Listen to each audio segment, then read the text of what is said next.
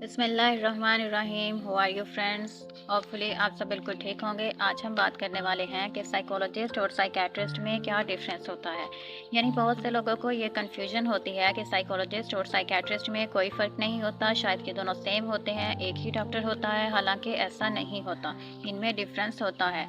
और कुछ लोगों को अगर पता है कि इन दोनों में डिफरेंस होता है तो उनके माइंड में अक्सर ये कन्फ्यूजन होती है कि इन दोनों में सबसे बेस्ट कौन है, किन के पास जाना चाहिए तो फ़ायदा होगा, कौन हमें बेस्ट ट्रीटमेंट देंगे। तो इन सारे क्वेश्चंस को हम आज के अपने इस वीडियो में डिटेल से बयान करेंगे। तो इसके लिए आप सबसे पहले मेरे चैनल को सब्सक्राइब करें, बेल आइकन को प्रेस करें ताकि आपको मेरी आने वाली हर नई वीडियो की अपडेट मिल सके। So friends, let's start our video.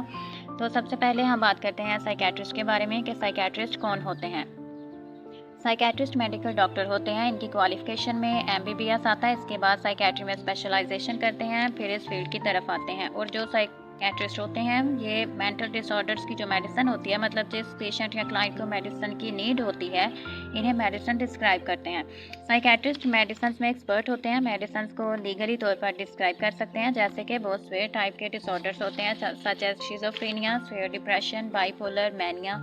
इस तरह के जो क्लाइंट्स आते हैं, पेशेंट्स आते हैं, इन्हें सबसे पहले मेडिसिन की बेसिक नीड होती है। एक्चुअली साइकेट्रिस्ट क्या करते हैं, वो इन पेशेंट्स को शिज़ोफ्रेनिया, सेवियर डिप्रेशन, इस तरह के पेशेंट जो आते हैं, इन्हें मेडिसिन से ट्रीटमेंट देते हैं।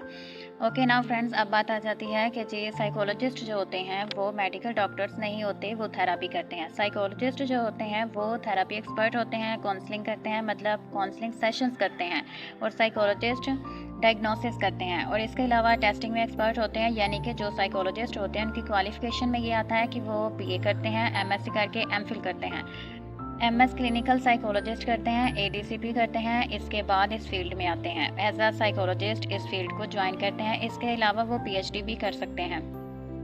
तो फ्रेंड्स, ये इस तरह से इनका बैकग्राउंड आ जाता है। ये बैकग्राउंड के हिसाब से इनकी स्टडी रेफरेंस होता है, मतलब ये कि इनको अपनी अपनी स्पेशलाइजेशन होती है। अब अक्सर सवाल जो हमारे जहनों में आता है वो ये होता है कि साइकोलॉजिस्ट ज़्यादा बेस्ट वे में ट्रीटमेंट देते हैं या फिर साइकेट्रिस्ट। यानी कि अक्सर लोग इसी कन्फ्यूजन में होते हैं कि इन दोनों में से सबसे बेस्ट ट्रीटमेंट कौन देगा हमें। जैसे कि हमने बात की कि इन दोनों की अपनी अपनी स्पेशलाइजेशन होती है, तो वैसे ही इनका काम भी डिफरेंट होता है। सो अब हम यहाँ ये नहीं कह सकते कि इन दोनों में सबसे बेस्ट ट्रीटमेंट कौन देगा, साइकोलॉजिस्ट या फिर साइकेट्रिस्ट। इनके अपने अपने वे में अपनी अपनी स्पेशलाइजेशन होती है। इसलिए अक्सर सवाल ये भी आता है कि किसके पास जाना चाहिए। तो जी मेंटल डिसऑर्डर्स को ये दोनों मिलकर ट्रीट करते हैं।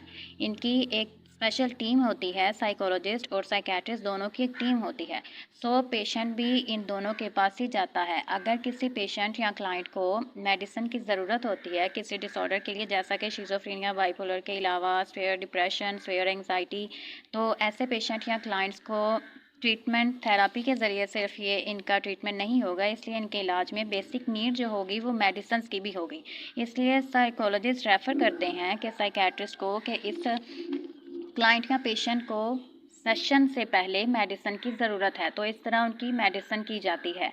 अगर कोई प्रॉब्लम्स हैं, जैसे माइल्ड सा डिप्रेशन है, माइल्ड सी एंग्जाइटी है, या कोई रिलेशनशिप प्रॉब्लम है अक्सर, या इसके अलावा कोई और प्रॉब्लम्स आ जाते हैं, जैसा कि स्टडी को लेकर प्रॉब्लम है, तो इसके लिए काउंसलिंग की ज़रूरत है, तो इसके लिए आप साइकोलॉजिस्ट के पास जाते हैं। वो आपको बहुत अच्छी काउंसलिंग करते हैं और जो आपकी प्रॉब्लम होती है इसे सॉल्व करते हैं और अपने ट्रीटमेंट से आपको एक नई थिंकिंग देते हैं कि आप खुद अपनी लाइफ के प्रॉब्लम्स को किस तरह सॉल्व कर सकते हैं।